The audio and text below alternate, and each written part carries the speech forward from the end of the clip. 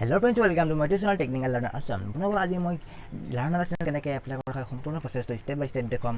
গতিকে বন্ধুসকল ভিডিঅ' স্ক্ৰীনখন চাই থাকিব।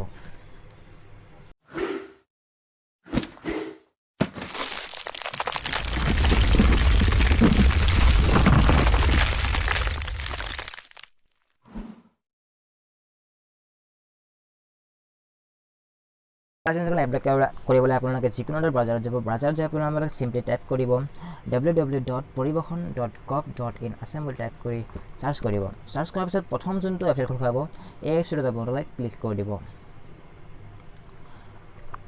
ক্লিক কৰাৰ পিছত যোনটো ড্ৰাইভাৰ লাৰ্নাৰ্ছ লাইসেন্সৰ অপশ্যন পাব তাত আপোনালোকে মোৰ অপশ্যনটোত ক্লিক কৰি দিব।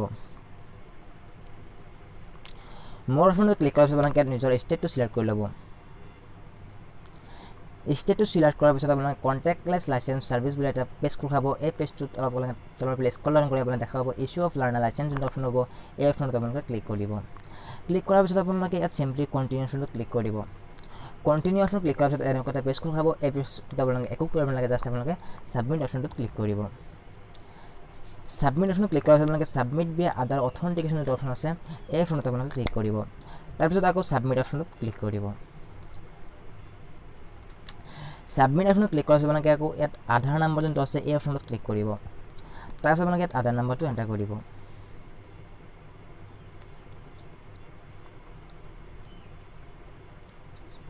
তাৰপিছত জেনেৰেট অ'টিপি অপশ্যনত ক্লিক কৰি দিব। জেনেৰেট অ'টিপি অপশ্যনত ক্লিক কৰাৰ পিছত আপোনালোকৰ মোবাইল নম্বৰত এখন অ'টিপি আহি যাব যোনটো আধাৰ কাৰ্ডৰ সৈতে লিংক আছে।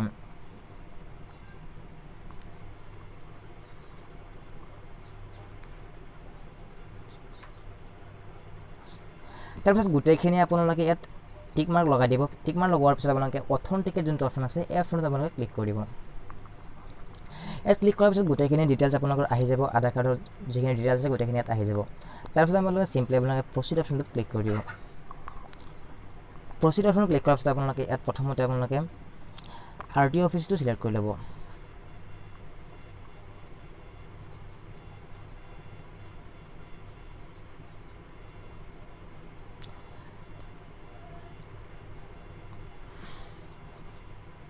তাৰপিছত প্লেচ অফ বাৰ্থ কোৱালিফিকেশ্যনটো চিলেক্ট কৰি ল'ব। তাৰপিছত ব্লাড গ্ৰুপটো জনা থাকিলে দিব, নজনা থাকিলে দিব নালাগে। তাৰপিছত লেণ্ডলাইন নম্বৰটো দিব নালাগে, ইমেইল আইডিটো দিব পাৰিম।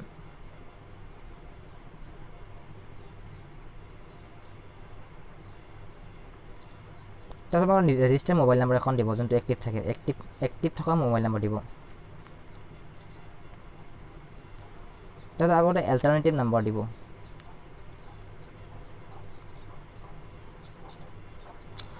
তাৰপিছত আইডেণ্টিফিকেশ্যন মাৰ্ক যদি আপোনালোকৰ কোনো শৰীৰত কোনো দাগ থাকে দিব পাৰে, নাথাকিলে দিব নালাগে। তাৰপিছত আপোনালোকে চিলেক্ট ডিষ্ট্ৰিক্টটো চিলেক্ট কৰিব। তাৰপিছত আপোনালোকে ছাব ডিষ্ট্ৰিক্টটো চিলেক্ট কৰি ল'ব। তাৰপিছত আপোনালোকৰ ভিলেজ থাকিলে ভিলেজ আৰু টাউন থাকিলে টাউনটো আপোনালোকে চিলেক্ট কৰি ল'ব।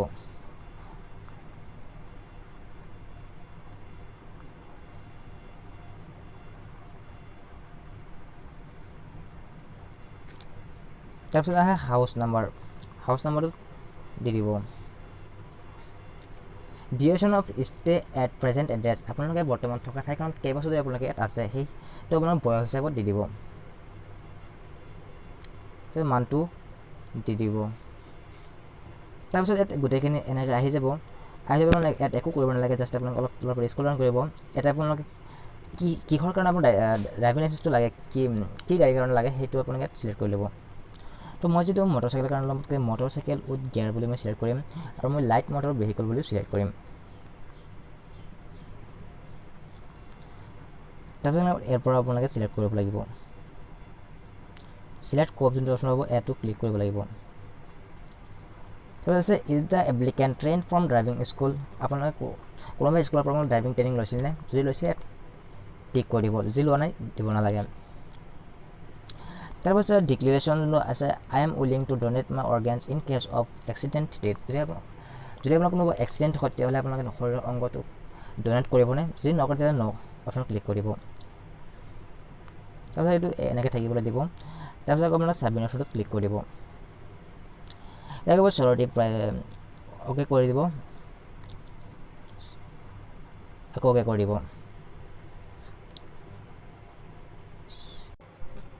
Sorry, unable to process the request, double submission or refresh not allowed. তো বন্ধুসকল আপোনাক গমে পাইছে যে চবেই বৰ্তমান এই ড্ৰাইভিং লাইচেন্স এপ্লাই কৰি আছে, গতিকে চাহপাতটো যথেষ্ট কোনো দাম হৈ থাকে।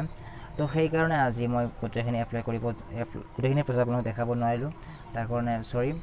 তো নেক্সট ভিডিঅ'ত আপোনালোকক গোটেইখিনি প্ৰচেছ দেখুৱাবলৈ চেষ্টা কৰিম। ধন্যবাদ, জয় আহোম।